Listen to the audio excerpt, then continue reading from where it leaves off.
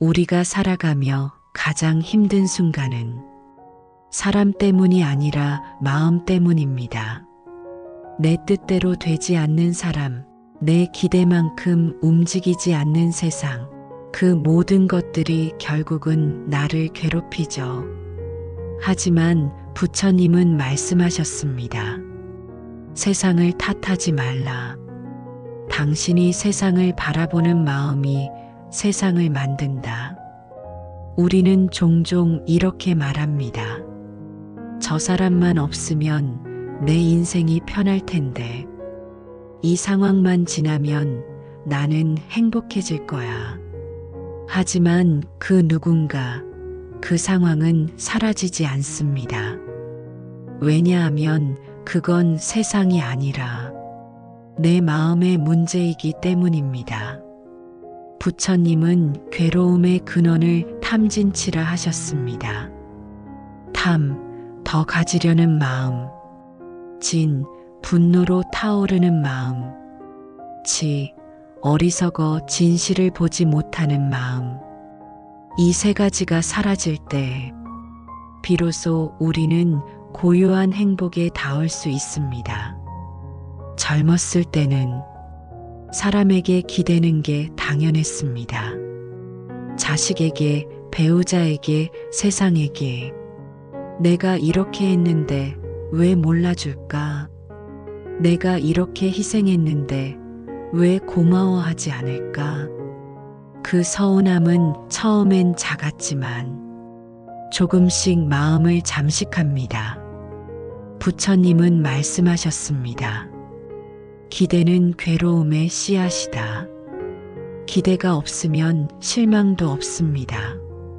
하지만 그 말은 냉정하게 살라는 뜻이 아닙니다.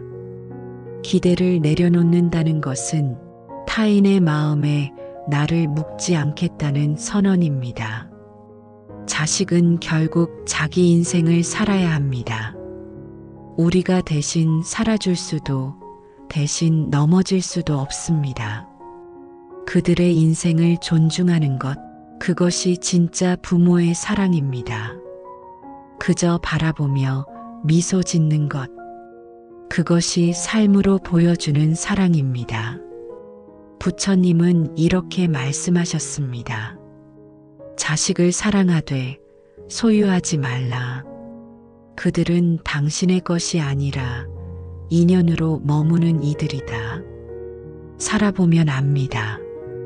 가장 큰 고통은 사람을 잃는 게 아니라 자신을 잃는 것입니다.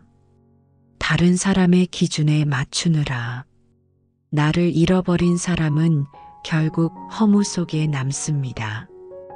그러나 부처님은 이렇게 일러주셨습니다. 자신을 등불로 삼으라. 자신에게 의지하라. 다른 이에게 의지하지 말라. 이 말은 세상을 외면하라는 뜻이 아닙니다. 타인에게 의존하지 않고 내 마음을 스스로 바로 세우라는 뜻입니다. 이제는 자식이 나의 전부가 되어서는 안 됩니다. 그들도 자기 인생을 살아야 하니까요. 그들의 인생을 지켜보며 그저 내 삶의 중심을 다시 나에게 돌려놓는 일, 그것이 바로 지혜로운 분리입니다. 어느 날 문득 이런 생각이 들 때가 있습니다. 나는 왜 이렇게 외로울까? 하지만 그 외로움의 근원은 사람이 없어서가 아닙니다. 내 안에 평화가 없기 때문입니다. 부처님은 말씀하셨습니다. 고요한 마음이 곧 행복이다. 관계를 줄이는 것은 이기적인 게 아닙니다. 불필요한 소음을 덜어내고 내면의 평화를 지키는 일입니다. 그래서 지혜로운 사람은 말이 적습니다. 불필요한 말은 스스로를 소모시키기 때문입니다. 부처님은 이렇게 말씀하셨습니다. 입은 불행의 문이다. 그 문을 닫는 자는 평화를 얻는다. 우리가 중년에 이르면 세상의 많은 것들이 달라집니다. 몸도 마음도 관계도. 하지만 그 변화 속에서 우리가 붙잡아야 할 단 하나는 바로 마음의 방향입니다. 부처님은 말씀하셨습니다. 모든 것은 마음에서 비롯된다. 당신이 생각하는 대로 세상은 그렇게 흘러간다. 이제는 남의 생각보다 내 마음을 먼저 들여다봐야 합니다. 내가 진짜 원하는 삶이 무엇인지, 내가 진짜 평화를 느끼는 순간이 언제인지를, 누군가에게 인정받기 위한 삶은 결국 고달픕니다. 이제는 나 자신을 인정하는 삶으로 돌아가야 합니다. 당신이 행복하게 사는 모습, 그것이 곧 자식에게 최고의 가르침이 됩니다. 부모의 평화는 자식의 평화다. 이건 부처님의 말씀이 아닙니다. 하지만 그 가르침의 핵심과 같습니다. 누군가를 진심으로 사랑한다면 그에게 나의 불안과 불행을 물려주지 말아야 합니다. 대신 나의 평화와 미소를 전해줘야 합니다. 당신이 웃을 때 당신의 자식도 삶의 용기를 얻습니다. 그것이 바로 가장 깊은 사랑의 방식입니다.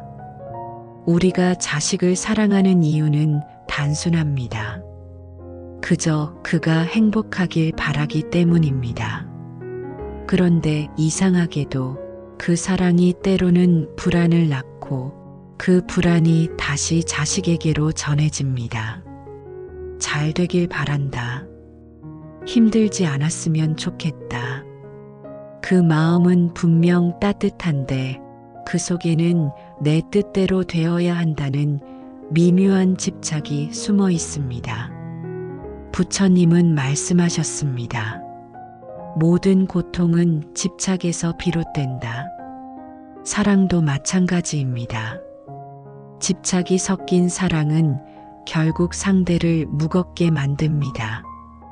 우리가 자식을 진심으로 사랑한다면 그를 나의 연장선으로 보지 않고 하나의 독립된 존재로 바라봐야 합니다. 그들은 우리의 피를 나눴지만 우리의 인생을 대신 살아줄 수는 없습니다. 그리고 우리가 그들의 길을 대신 정해줄 수도 없습니다. 그 사실을 받아들이는 순간 비로소 관계 속의 평화가 시작됩니다. 불교 경전 법구경에는 이런 구절이 있습니다. 타인을 다스리기 전에 먼저 자신을 다스려라. 이 말은 자녀를 대할 때도 그대로 적용됩니다. 부모가 불안하면 자식의 마음도 흔들립니다. 부모가 평화로우면 자식의 마음도 안정됩니다. 우리가 아무 말하지 않아도 그들은 우리의 얼굴빛과 말투, 숨결에서 삶의 방향을 배우고 있습니다. 그래서 부처님은 또 이렇게 말씀하셨습니다. 그대가 평화롭지 않다면 그 누구에게도 평화를 줄 수 없다. 부모의 평화는 곧 가정의 중심입니다. 그 평화가 단단할수록 자식은 세상 속에서 흔들리지 않는 뿌리를 갖게 됩니다. 한 스승이 제자에게 물었습니다. 너는 자식을 얼마나 사랑하느냐? 제자가 대답했습니다. 제 목숨보다 더 사랑합니다. 그러자 스승이 말했습니다. 그렇다면 그를 내 불안으로부터 자유롭게 하라. 그 한마디가 오랫동안 마음에 남습니다. 우리는 사랑이라는 이름으로 너무 많은 간섭과 걱정을 전합니다. 하지만 진짜 사랑은 걱정보다 믿음을 전하는 것입니다. 이 세상에는 완벽한 부모도 완벽한 자식도 없습니다. 모두가 배우는 중이고 모두가 성장하는 중입니다. 당신이 지금 느끼는 후회나 미안함도 결국은 사랑의 또 다른 모습입니다. 그때 그렇게 하지 말걸. 조금 더 따뜻하게 말할걸. 그런 마음이 들 때마다 스스로를 탓하지 말고 이렇게 말해보세요. 그때의 나는 그때의 나로서 최선을 다했다. 그 마음의 용서가 바로 자기 연민을 넘어선 자비입니다. 불교의 핵심 가르침 중 하나는 자비입니다. 자비란 타인을 불쌍히 여기는 마음이 아니라 고통을 함께 이해하려는 마음입니다. 자식이 힘들 때 그의 고통을 대신 짊어질 수는 없지만 그 고통을 이해하고 그 곁에서 조용히 머물 수는 있습니다. 그게 바로 부모의 자비입니다. 불교에서는 연기를 말합니다. 모든 존재는 서로 연결되어 있고 그 인연 안에서 함께 영향을 주고받는다는 가르침입니다. 부모의 말 한마디, 표정 하나가 자식의 내면에 깊이 남습니다. 그래서 부처님은 말의 씨앗을 조심하라고 하셨습니다. 입에서 나오는 말은 화살과 같으니 한번 내뱉으면 다시 돌아오지 않는다. 그러니 우리는 이제 불안과 걱정의 말을 덜고 믿음과 격려의 말을 더해야 합니다. 우리가 하는 말 한마디, 그것은 단순한 소리가 아닙니다. 그 말은 마음의 결을 담고 그 마음은 다시 관계의 형태를 만듭니다. 불교에서는 연기를 가르칩니다. 모든 것은 서로 연결되어 있고 그 인연 속에서 끊임없이 영향을 주고받는다는 진리입니다. 우리가 내뱉은 말 하나, 그 작은 울림이 결국 다시 우리에게 돌아옵니다. 그래서 부처님은 말씀하셨습니다. 입에서 나오는 말은 화살과 같으니 한번 내뱉으면 다시 돌아오지 않는다. 우리는 종종 말로 관계를 망치고 말로 스스로를 상처 입힙니다. 무심코 던진 한마디가 사람의 마음에 깊은 흉터를 남기기도 하고 따뜻한 말 한마디가 절망 속에서 한 생명을 살리기도 합니다. 그만큼 말에는 힘이 있습니다. 법구경에는 이런 구절이 있습니다. 말은 마음을 드러내는 거울이다. 내가 어떤 마음으로 사는지 그건 내가 하는 말의 습관을 보면 알 수 있습니다. 항상 불평을 하는 사람은 이미 마음이 불만으로 물들어 있습니다. 늘 감사하는 사람은 마음이 평화로워 세상을 다르게 봅니다. 결국 말은 마음의 습관입니다. 우리 삶의 관계들도 그 말의 습관 위에서 만들어집니다. 가정에서도, 직장에서도, 친구 사이에서도. 한 철학자는 이렇게 말했습니다. 사람은 생각한 대로 살지 않으면 사는 대로 생각하게 된다.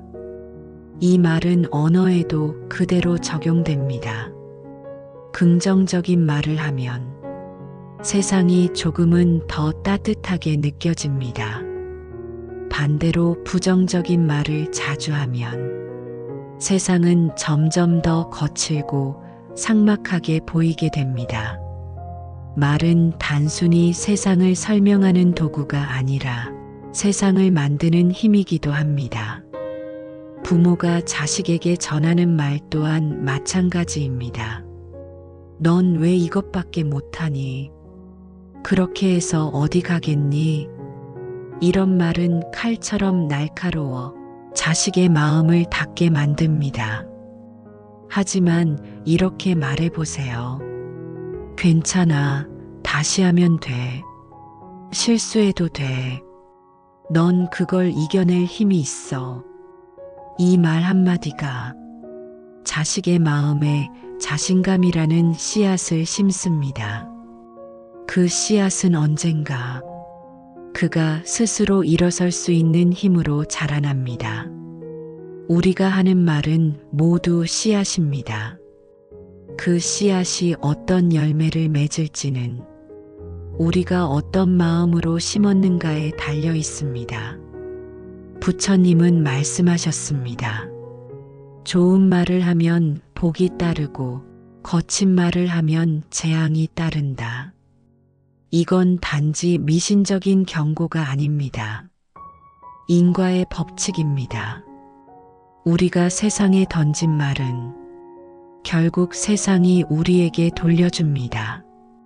한 중년의 어머니가 있었습니다. 그녀는 늘 자식에게 이렇게 말했습니다.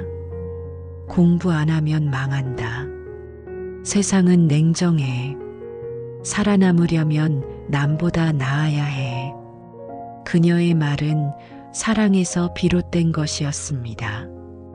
하지만 세월이 흐른 뒤 그 아들은 늘 불안 속에서 살았습니다.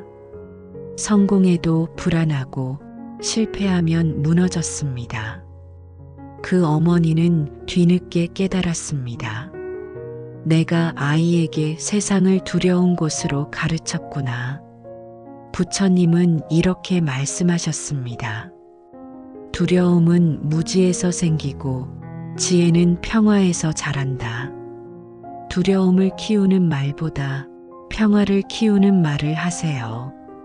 세상은 어렵지만 너라면 해낼 수 있어. 이 한마디가 아이의 내면을 단단하게 만듭니다. 우리의 언어는 단지 소리가 아니라 삶의 파동입니다. 그 파동이 부드러우면 사람의 마음은 열리고 그 파동이 거칠면 마음은 다칩니다. 부처님은 정어를 강조하셨습니다. 정어란 바른 말을 뜻합니다.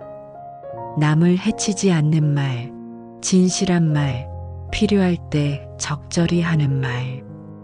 이 세 가지가 바로 정어의 길입니다. 하지만 현대 사회에서 우리는 너무 많은 말을 합니다. 말의 양은 늘었지만 그 안의 진심은 오히려 줄어들었습니다. 때로는 침묵이 가장 깊은 말일 때도 있습니다. 부처님은 설법보다도 침묵을 통해 제자를 깨우쳤습니다. 어떤 제자가 물었습니다. 세상에서 가장 깊은 가르침은 무엇입니까? 부처님은 아무 말씀도 하지 않았습니다. 제자는 처음엔 이해하지 못했습니다. 그러나 오랜 시간이 흐른 뒤에야 깨달았습니다. 말보다 중요한 건 말 이전의 마음이구나. 우리가 자식에게 전하는 말도 마찬가지입니다. 말로 설명하기보다 그 마음의 평화를 보여주는 게 더 중요합니다. 괜찮다. 다 잘 될 거야. 내가 있어 고맙다. 이런 말은 단순하지만 그 안에는 신뢰가 담겨 있습니다. 법구경의 또 다른 구절에는 이렇게 적혀 있습니다. 부드러운 말은 짧지만 그 울림은 길다. 그 짧은 말이 누군가의 하루를 바꾸고 그 하루가 그 사람의 인생을 바꿀 수도 있습니다. 그래서 말은 단순히 소리가 아니라 운명을 바꾸는 힘이 됩니다. 한 노승이 제자에게 말했습니다. 내가 하는 말이 바로 내 인생이다. 그 말은 어쩌면 잔인하게 들릴 수도 있습니다. 하지만 곰곰이 생각해 보면 그 말은 진실에 가깝습니다. 말은 생각의 표현이고 생각은 삶의 방향이기 때문입니다. 당신이 늘 불안한 말을 하면 불안한 인생을 살게 됩니다. 당신이 늘 감사의 말을 하면 감사할 일이 점점 늘어납니다. 아함경에는 이렇게 기록되어 있습니다. 마음이 맑으면 세상도 맑다. 이 말은 곧 이렇게 바꿔 말할 수 있습니다. 말이 맑으면 관계도 맑다. 그렇다면 우리가 해야 할 일은 단순합니다. 하루를 마무리하며 이렇게 물어보는 겁니다. 오늘 나는 어떤 말을 했는가? 그 질문 하나가 당신의 삶을 조금 더 평화롭게 만들어줄 것입니다. 이제는 자식에게도, 배우자에게도, 그리고 자신에게도 따뜻한 말을 해주세요. 수고했어. 괜찮아. 너는 잘하고 있어. 오늘도 살아줘서 고마워. 이 짧은 문장들이 당신의 영혼을 위로하고 주변 사람의 마음에 평화를 심을 것입니다. 불교의 연기는 우리에게 이렇게 말합니다. 너의 말이 세상을 만든다. 우리가 뱉은 말은 공기 속에서 사라지지 않습니다. 그건 마음의 세계에서 살아 움직입니다. 오늘 내가 던진 말이 내일 누군가의 상처가 될 수도 있고 내일 누군가의 희망이 될 수도 있습니다. 그 선택은 언제나 내 입에서 시작됩니다. 오늘부터 이렇게 해보세요. 하루에 한 번은 좋은 말을 의식적으로 건네보세요. 고맙습니다. 도와줘서 감사해요. 당신 덕분에 하루가 따뜻해졌어요. 이 말들이 당신의 하루를 바꾸고 당신의 인연을 새롭게 엮어줍니다. 그게 바로 불교에서 말하는 선업입니다. 좋은 말을 쌓으면 좋은 인연이 따라옵니다. 말의 씨앗은 작습니다. 하지만 그 씨앗이 모여 당신의 인생이라는 숲을 만듭니다. 그 숲이 따뜻하면 그 안에서 자식도, 배우자도, 그리고 당신 자신도 평화롭게 쉴 수 있습니다.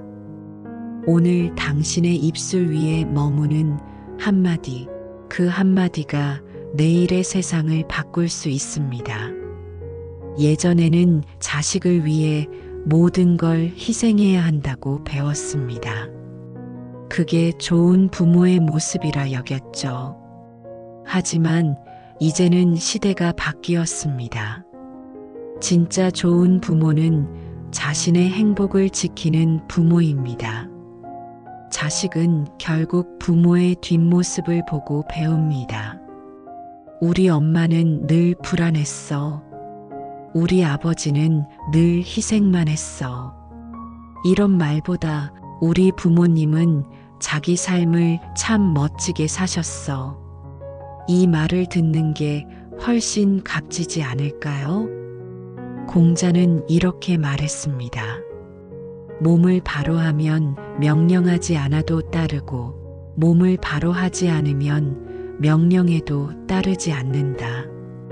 이 말은 자녀 교육의 본질을 꿰뚫습니다. 부모가 행복하게 살아가는 모습, 그 자체가 가장 강력한 가르침입니다. 당신이 스스로를 존중할 때 자식은 자기 자신을 존중하는 법을 배웁니다. 당신이 스스로의 삶을 사랑할 때 자식은 사랑받는 법을 배웁니다.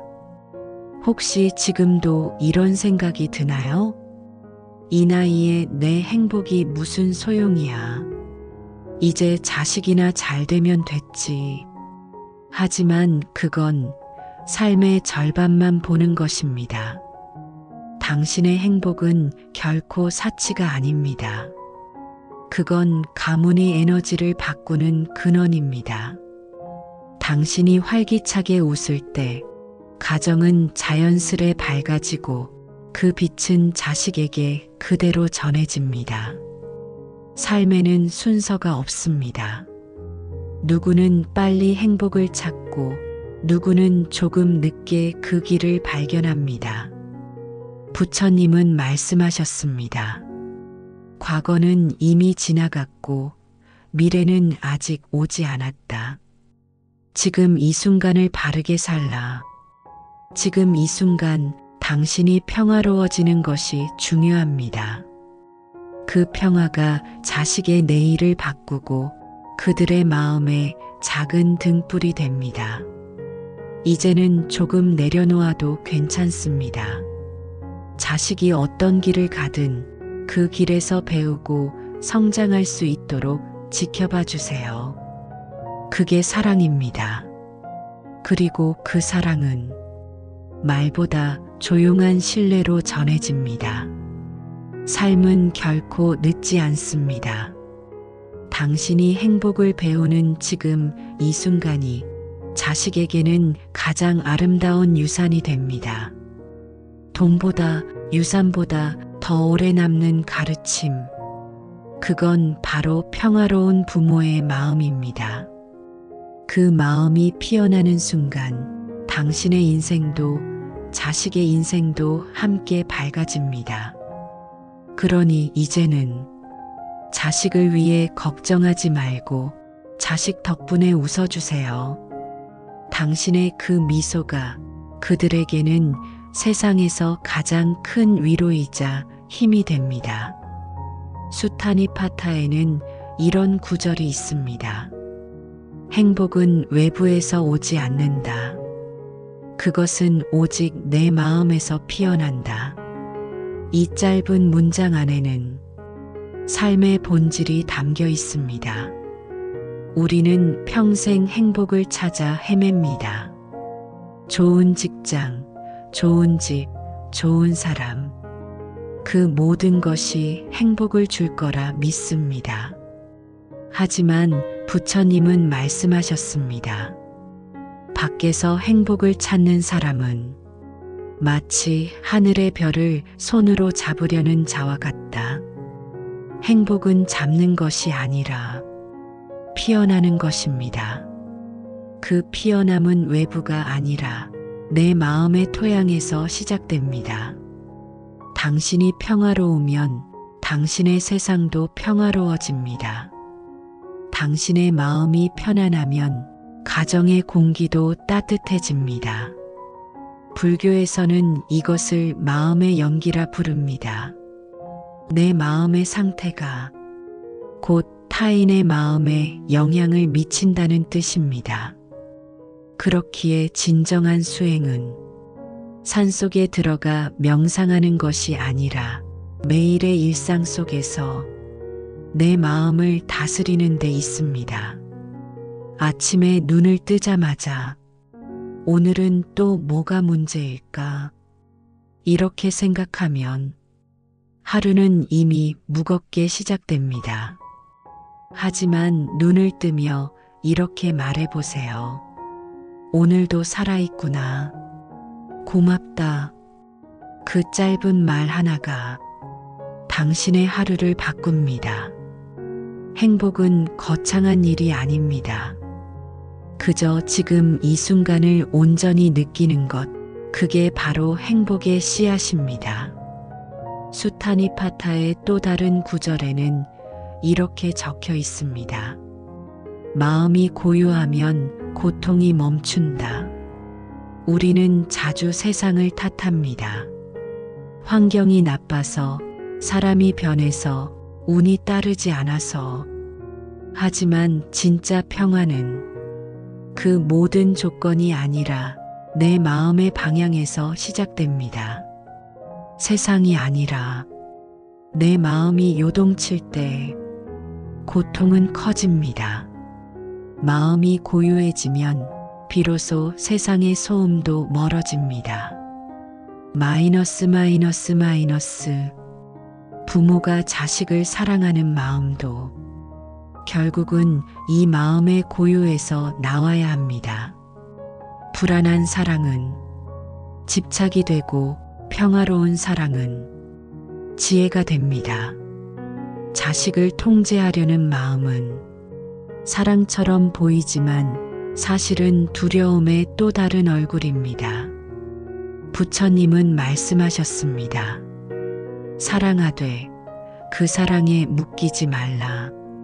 진짜 사랑은 상대가 자유로워질 수 있도록 돕는 것입니다. 한 수행자가 부처님께 물었습니다. 어떻게 하면 자식을 잘 기를 수 있습니까? 부처님은 이렇게 답하셨습니다. 그대가 먼저 평화로워지라. 부모가 불안하면 그 불안은 아이의 눈빛 속에도 스며듭니다. 부모가 평화로우면 아이의 마음도 자연히 고요해집니다. 가르침은 말로 전해지는 것이 아니라 마음의 상태로 전해집니다. 그것이 바로 부처님이 말씀하신 무언의 가르침입니다. 우리는 자식을 사랑한다고 말하면서도 자주 걱정으로 그 사랑을 덮어버립니다. 괜찮을까? 잘하고 있을까? 앞으로는 어떻게 될까? 이 걱정은 결국 아이의 인생을 두려움의 그림자로 감싸버립니다. 그 대신 이렇게 바꿔보세요. 너는 이미 잘하고 있지? 지금까지 철학 클래스였습니다. 구독과 좋아요 해주시면 더욱 많은 인생 철학 이야기를 접하실 수 있습니다.